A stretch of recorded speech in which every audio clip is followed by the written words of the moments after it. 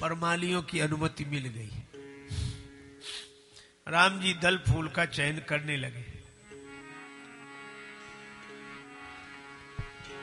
चहु this Chitai पूछी मालीगण, चहु this Chitai पूछी मालीगण।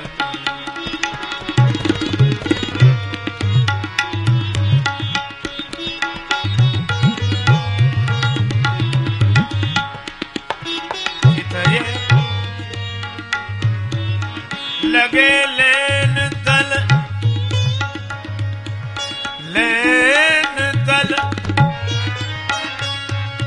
फूल मुदित मन, फूल मुदित मन चौदिस चेतई पूछ मालीगण, चौदिस चेतई।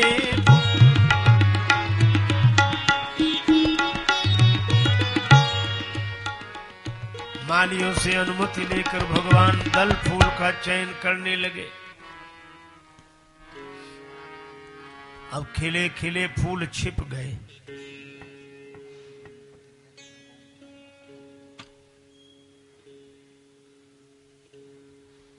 इन फूलों से कहा कि तुम कहां छिप रहे हो, मिल नहीं रहे हो। इन पुष्पों ने कहा कि प्रभु कोई आपको खोजता है तो क्या आप इतनी ही जल्दी मिल जाती जितनी जल्दी की आशा हमसे कर रहे हो। अच्छा तुम छिपे किसमें हो? कहा हम तो 2 दलों में छिपे हैं। और भगवान आप तो अनेक दलों में छिपे हो। एक दल हो तो दल, और 2 दल हो तो दल दल। ये दलों की दलदल से निकलना बड़ा मुश्किल।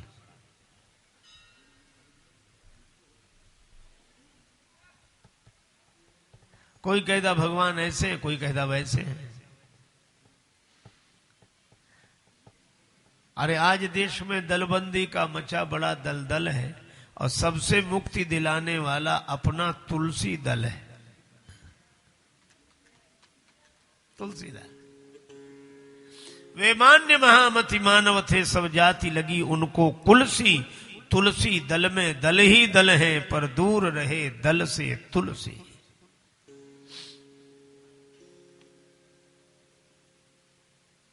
सचमुच ये 2 दलों के बीच में छिपे हैं पुष्प।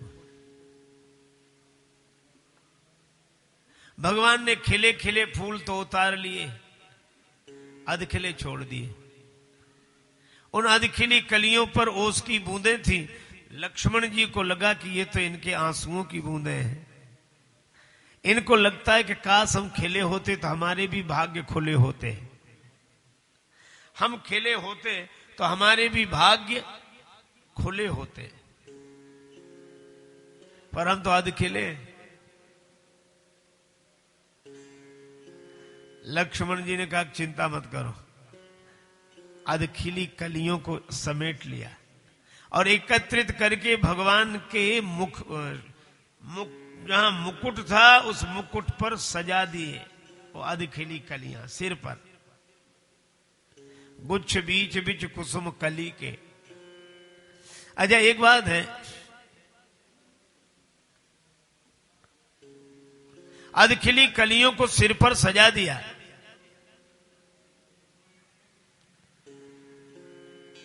इससे यह सिद्ध हुआ कि अधखिले अपने मन में हीन भाव का अनुभव न करें। अगर वे श्री किशोरी जी की बगिया के हैं तो उनका भार भगवान अपने सिर पर स्वीकार करते हैं। अच्छा एक बात और है, मोर पंख पड़ा था, अधखिली कलियां तो सिर पर लगा ली और जो खिले हुए पुष्प हैं श्री तुलसीदास जी ने उनसे कहा कि तुम अभिमान मत करो कि खिल गए, पूर्ण हो गए। अभी भी तुम भगवान के बाएं हाथ में हो। बड़े से बड़े पूर्ण को अपूर्ण बना देना भगवान के बाएं हाथ का खेल है। तू शाहों को गदा कर दे, तू शाहों को गदा कर दे, गदा को बादशाह कर दे। घटाने और बढ़ाने में इशारा तेरा काफी है।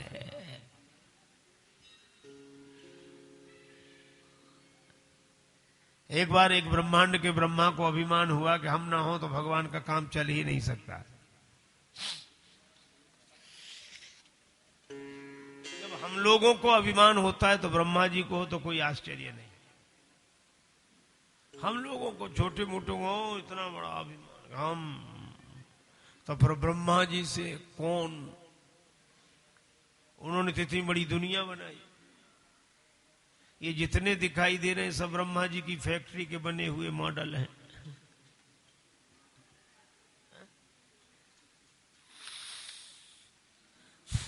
और इतने अद्वितीय बनाए, लाखों करोड़ों लोग पर कोई किसी से मिलते ही नहीं है। चेहरा न मिले, थोड़े बहुत मिले भी, वाणी भी थोड़ी बहुत मिले, तो अंगूठे तो मिलते ही नहीं, इनके चिन्ह मिलते ही नहीं है। हर आदमी अपने में अद्वितीय है, दूसरा उसके जैसा बना ही नहीं। तो जिन ब्रह्मा जी की फैक्ट्री में ये सब बनते हैं उन्हें अभिमान हो तो कौन सा आश्चर्य है। ब्रह्मा जी ने भगवान से कहा कि हम अपना इस्तीफा देने आए हैं।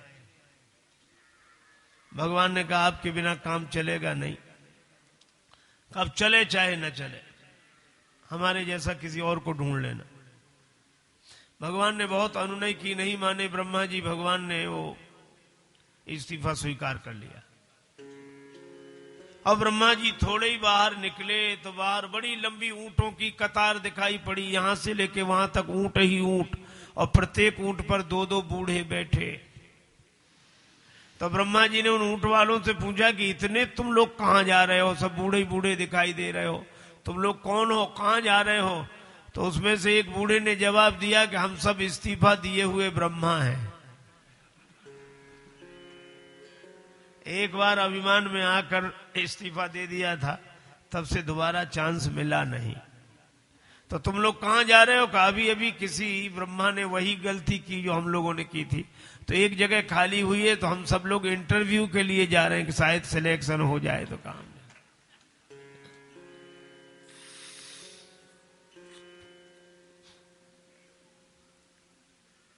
मसकई करई विरंज प्रभु अजहि मसकते हीन।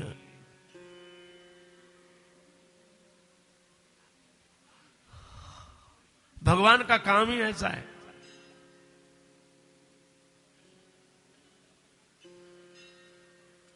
हमारे गुरुदेव कहानी कहते थे कि एक राजा था, उसके 3 प्रश्न थे।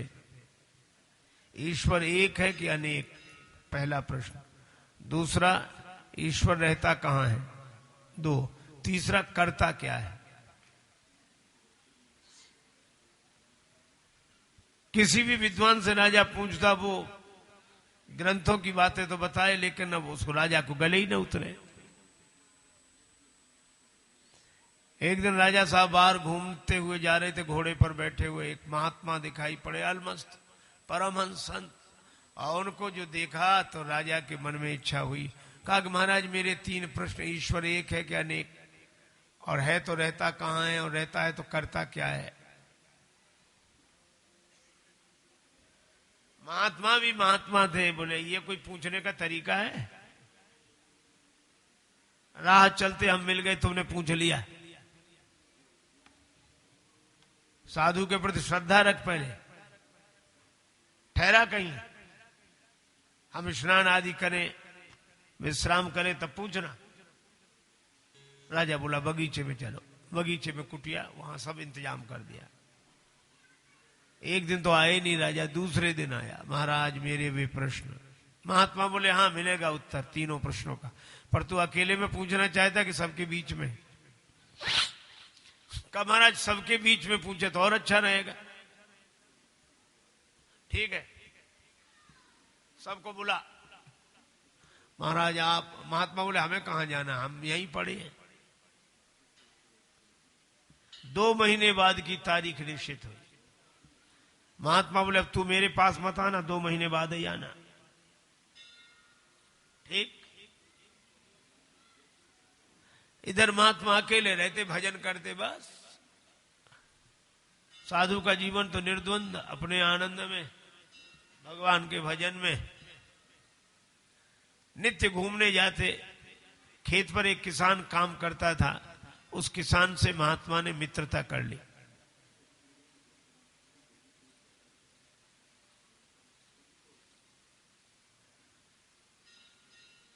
अब रोज जाते और वो किसान मिलता, और महात्मा अपनी मस्ती में, फकीरी जिसको भाई है अमीरी त्याग देता है, फकीरी जिसको भाई है अमीरी त्याग देता है।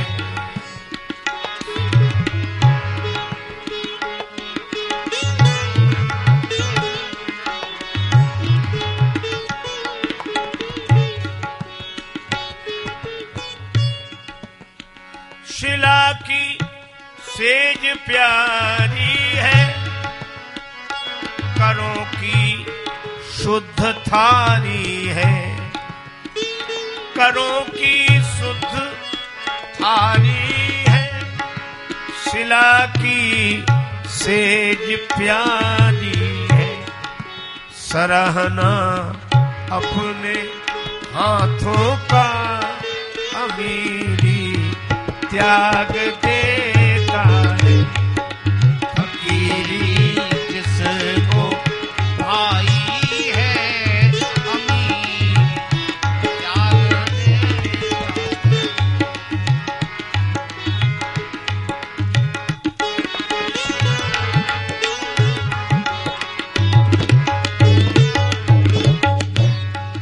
मिले जो खुश्क रोटी है,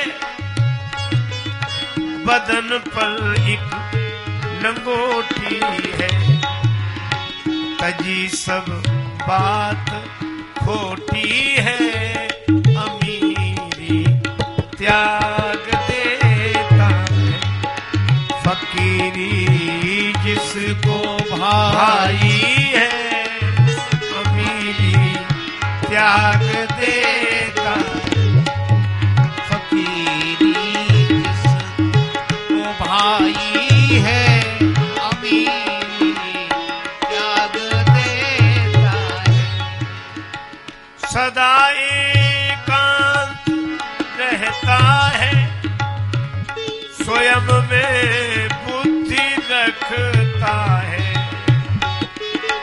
स्वयं में बुद्धि रखता है, निरंतर ध्यान अविनाशी अमीरी त्याग देता है, निरंतर ध्यान अविनाशी फकीर त्याग देता है, फकीरी जिसको भाई है अमीरी त्याग देता है।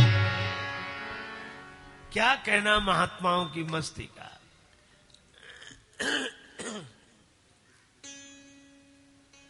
एक महात्मा मरघट में पड़े, न कुछ बिछाने को न कुछ ओढ़ने को, मस्ती में पड़े। एक बस्ती के सज्जन गए, बाबा यहाँ काहे को पड़े हो, न बिछाने को न ओढ़ने को, गांव में चलो। महात्मा बोले हमारे पास सब कुछ है, तुम्हें दिखाई नहीं देता। का क्या है? तो महात्मा बोले जमी पर लेट जाते हैं और सिरहाने हाथ रखते हैं, और हम तो अपना बिस्तर तकिया हमेशा साथ रखते हैं। अरे महाराज ये तो आपकी महानता है, बस्ती में चलो सबसे मिलना हो जाएगा। महात्मा बोले बस्ती में कोई कहीं गया होगा, कोई कहीं गया होगा, जरूरी थोड़ी कि सब मिल ही जाए। फिर मरघट में ही अच्छे, क्यों? एक दिन बस्ती वाले यहीं आएंगे, यहीं मिलते चलेंगे सबसे, यहीं। क्या कहना महात्माओं की मस्ती। एक संत एक वृक्ष के नीचे पड़े, सवेरे का समय, राजा साहब निकले उधर से घूमते हुए। उन्होंने देखा कोई महात्मा पड़े, शरीर पर वस्त्र नहीं है, अपना कीमती शॉल उड़ा दिया। महात्मा बोले खुश रहो बेटे, तुम ऐसे ही करते रहो जिंदगी भर। संयोग के बाद थोड़ी देर में एक चोर आया, उसने देखा इतने कीमती साल बाबा जी के ऊपर से दबे पांव आया, चादर का कोना पकड़ा, खींचा और भागा। महात्मा बोले खुश रहो बेटे, तुम ऐसे ही करते रहो जिंदगी भर।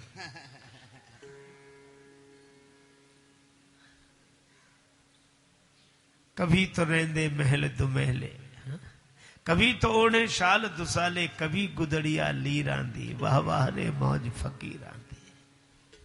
कभी शाल दुसाले ओढ़ने, कई बार कई टुकड़ों की गुदड़ी ओढ़ ले, और मंग तंग के टुकड़े खांदे, पर चाल चले हैं अमीर आंधी। मांग कर टुकड़े खाकर गुजर कर रहे हो, चलते हैं जैसे कोई शहंशाह जा रहा हो, बादशाह जा रहा हो। तो वे महात्मा एकांत में रहते राजा के बगीचे में, रोज घूमने जाते किसान से मित्रता करने।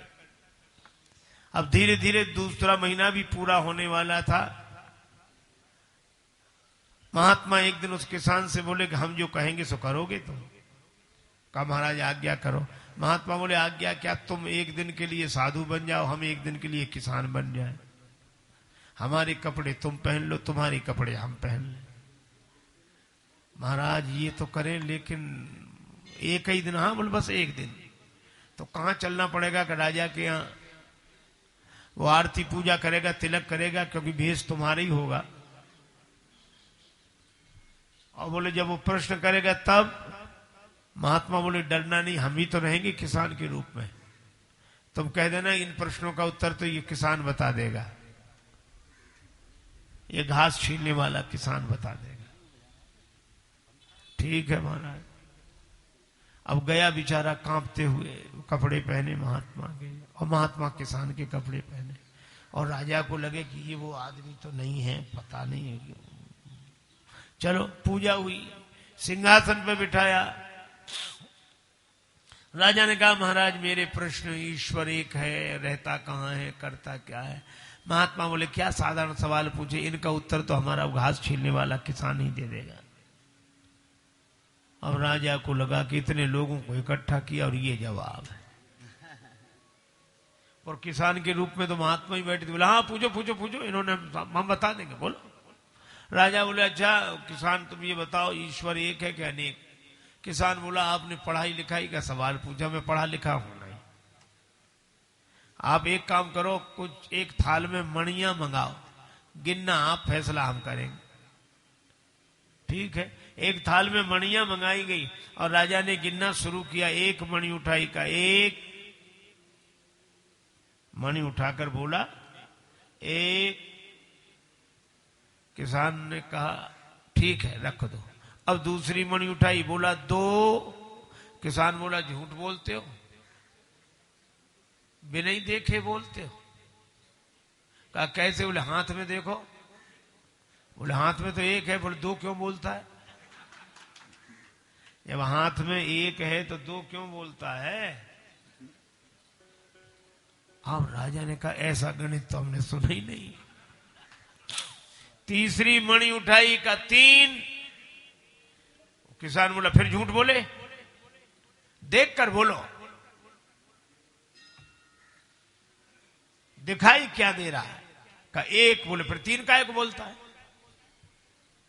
तो कहा कि महाराज जी एक तो है पर तीन। अरे भाई एक ही है, पर तीसरी बार किसी के अनुभव में आया तो तीन हो गया, चौथी बार किसी के अनुभव में आया तो चार हो गया। पर वह न दो है, न तीन है, न चार है, न पांच है, वह एक के बाद भी एक ही है, एक ही।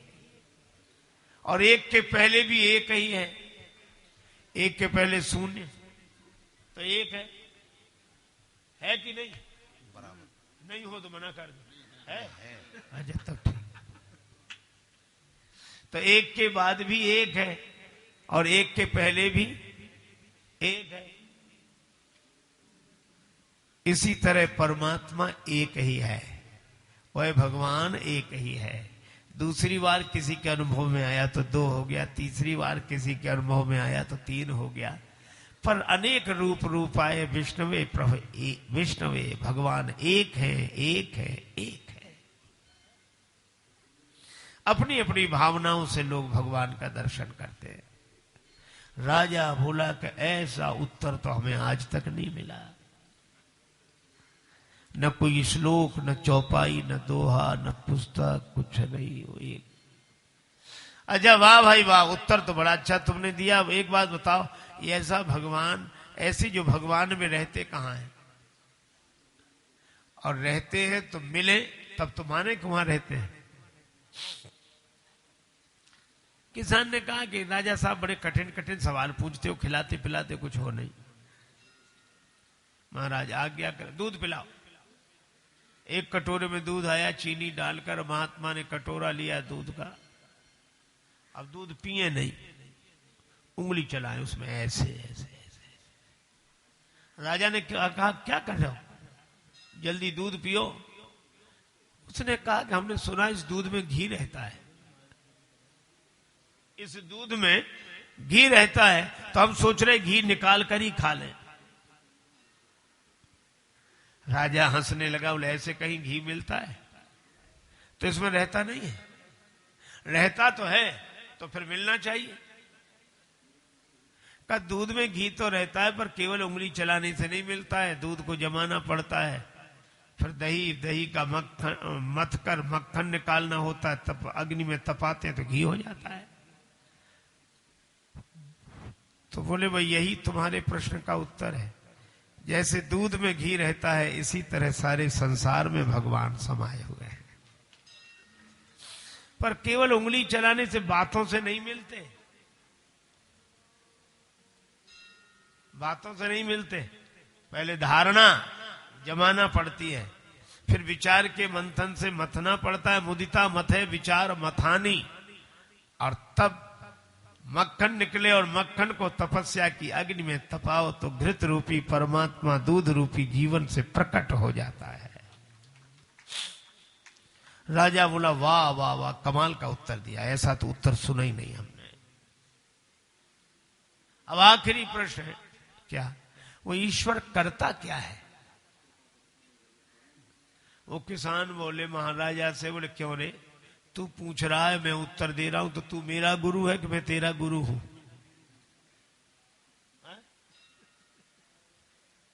तू मेरा गुरु है कि मैं तेरा गुरु हूं? सो राजा ने कहा नहीं, गुरु तो आप ही हैं। तो बोले उतर नीचे। सो राजा उतर के नीचे बैठ गया, और किसान के रूप में तो महात्मा थे, सो खटपट करते हुए सिंहासन पे जाके बैठ गए। अब थोड़ी देर तो चुप रहे, पर राजा ने कहा कि महाराज हमारा प्रश्न कि ईश्वर करता क्या है?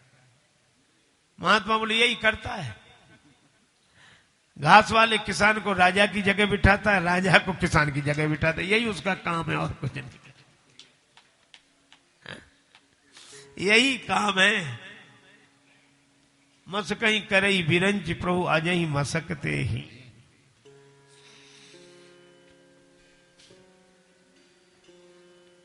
किस राजा को रंक बना दे, किस रंग को राजा बना दे। एक आदमी कह रहा था 2 पंक्ति की कविता सुनाए, हमने कहा सुनाओ। तो बोला कैसे कैसे, ऐसे बोलता था, कैसे कैसे ऐसे वैसे हो गए, और ये ऐसे वैसे कैसे कैसे हो गए।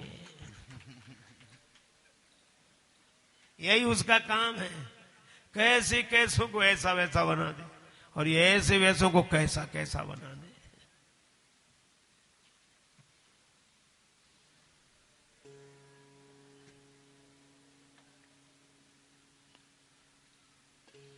इसलिए जो खिल गए हैं फूल, वे अभिमान न करें कि हम पूर्ण हैं, वे अभी भी भगवान के बाएं हाथ में।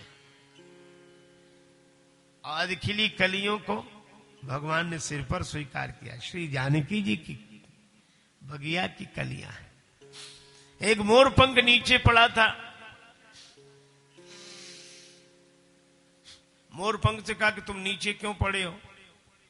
मोर पंख ने कहा कि हम जिसके पीछे पड़े थे वो पीछे ही छोड़कर चला गया, तो नीचे पड़े। किसके पीछे पड़े थे? मोर के पीछे। मोर के पीछे पड़ोगे तो यही हाल होगा। मैं मोर तुरते माया में, मोर तुरते माया में,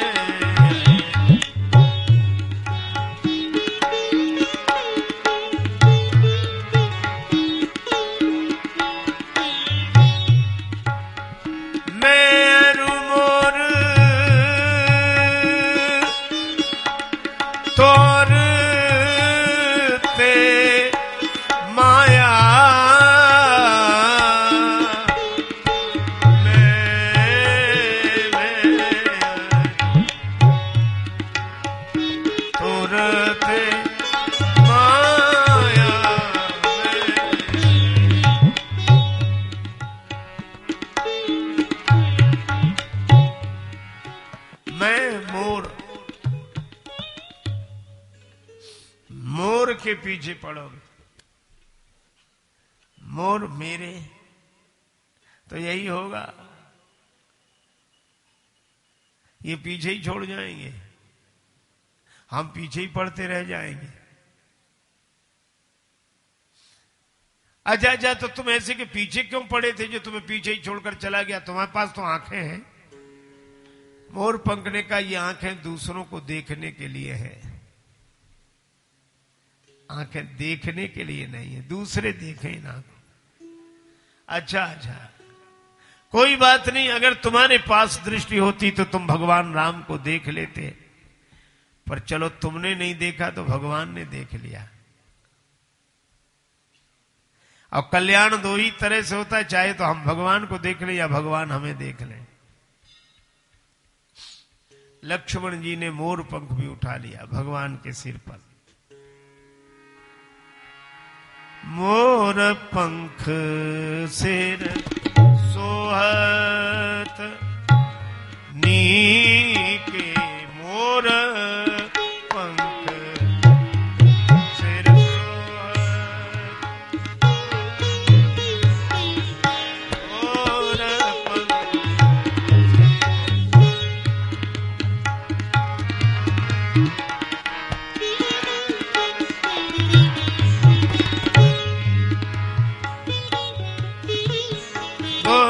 बीच बीच कुसुम कली के सिर सोहतनी के सिर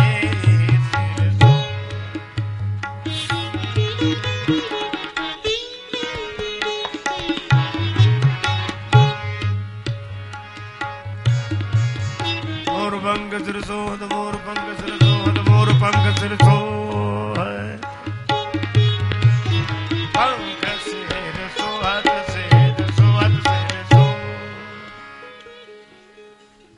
भगवान को सजा दिया।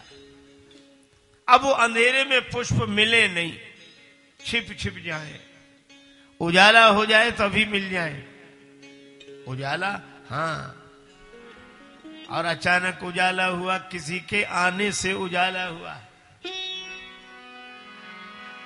शोभा निरखी सुहावनी नैनन, शोभा निरखी सुहावनी पावनी नैनन लागती भली, गौरी पूजन पधारी सखी जनक लली, गौरी पूजन पधारी सखी जनक लली, गौरी पूजन पधारी सखी जनक लली, गौरी पूजन पधारी सखी जनक लली।